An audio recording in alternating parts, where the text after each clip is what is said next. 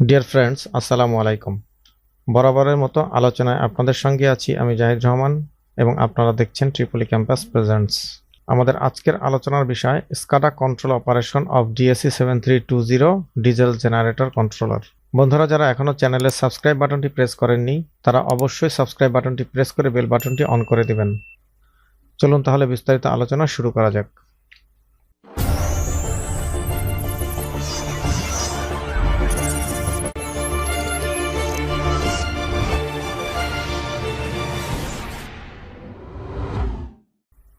তো প্রথমে আমরা ডিজেল জেনারেটর কন্ট্রোলারটিকে একটি 24 ভোল্ট পাওয়ার সাপ্লাইয়ের মাধ্যমে এই কন্ট্রোলারের পাওয়ার ইনপুট পিনে পাওয়ার প্রদান করব। তারপরে একটি ইউএসবি কেবলের মাধ্যমে কন্ট্রোলারের সঙ্গে কম্পিউটারের কানেকশন দিব। এই ইউএসবি কেবলের এক প্রান্তে থাকবে টাইপ বি পোর্ট এবং আরেক প্রান্তে থাকবে টাইপ এ পোর্ট। টাইপ বি পোর্টটি কন্ট্রোলারের সাথে সংযুক্ত হবে এবং টাইপ এ পোর্টটি কম্পিউটারের সাথে সংযুক্ত হবে। বন্ধুরা, আমরা ডিএসসি কনফিগারেশন সুইট সফটওয়্যারটি ওপেন করলে প্রথমে এরকম একটি ইন্টারফেস পাবো এবং আমাদের ডিজেল জেনারেটর কন্ট্রোলারটি কম্পিউটারের সাথে সংযুক্ত না করা পর্যন্ত এখানে নো ডিভাইস ডিটেকশন এই কথাটি শো করবে। আমরা এখন তাহলে এই ইউএসবি কেবলটিকে কম্পিউটারের সাথে সংযুক্ত করছি। বন্ধুরা, দেখতে পাচ্ছেন আমাদের ডিভাইসটি কম্পিউটারের সাথে সংযুক্ত হয়েছে এবং ডিভাইসের মডেল নাম্বার, ভার্সন এবং ডিভাইস আইডি ইত্যাদি তথ্য আমরা এখানে দেখতে পাচ্ছি। এবার আমরা এই যে বন্ধুরা দেখতে পাচ্ছেন read configuration from a module, এই বাটনটিকে প্রেস করব। ফলে আমাদের ডিজেল জেনারেটর কন্ট্রোলারটিতে যে কনফিগারেশনটি রাইট করা আছে বা সেট করা আছে সেটি আমাদের কনফিগারেশন সুইটে ওপেন হবে। বন্ধুরা, তাহলে আমাদের কন্ট্রোলারের অভ্যন্তরে যে কনফিগারেশনটি আছে সেটি এখন আমরা এখানে দেখতে পাচ্ছি এবং এখানে ইঞ্জিন কন্ট্রোলারের মডেল এবং ভার্সন আমরা উভয়ই দেখতে পাচ্ছি। এবার আমরা স্কাডা কন্ট্রোল অপারেশনে প্রবেশ করব। তার আগে বন্ধুরা দেখতে পাচ্ছেন এখানে একটি কানেকশন ডিসকানেক্টেড অবস্থা দেখতে পাচ্ছি।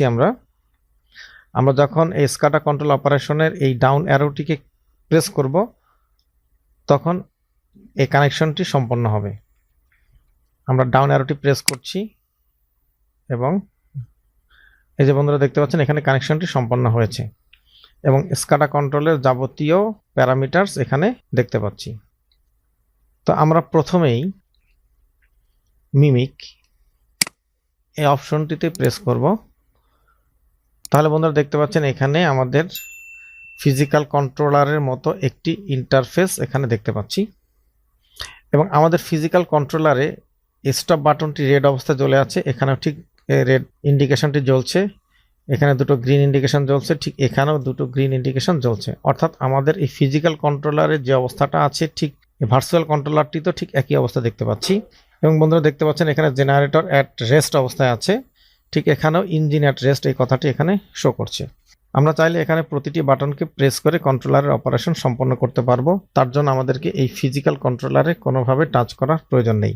মূলত স্কাডা কন্ট্রোল অপারেশনের এটিই সুবিধা। তো বন্ধুরা দেখুন, আমি এখন এই ম্যানুয়াল বাটনটিকে প্রেস করব, ফলে এখানে রেড ইন্ডিকেশনটি গ্লো করবে, ঠিক ফিজিক্যাল কন্ট্রোলারও রেড ইন্ডিকেশনটি গ্লো করবে। এই যে ম্যানুয়াল বাটনটি প্রেস করার সঙ্গে সঙ্গে এখানে রেড ইন্ডিকেশনটি গ্লো করছে, ঠিক আমাদের ফিজিক্যাল কন্ট্রোলারও রেড ইন্ডিকেশনটি গ্লো করছে। আমি যদি এখন স্টার্ট বাটনটি প্রেস করি, যে আমাদের ক্র্যাঙ্ক অন হয়েছে, ঠিক ফিজিক্যাল কন্ট্রোলারও আমাদের ক্র্যাঙ্কটি অন হয়েছে।